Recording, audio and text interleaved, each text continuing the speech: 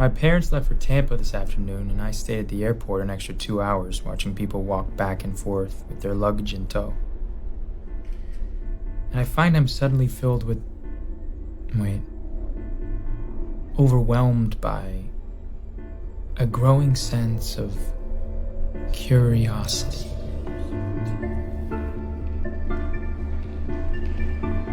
What are in these bags?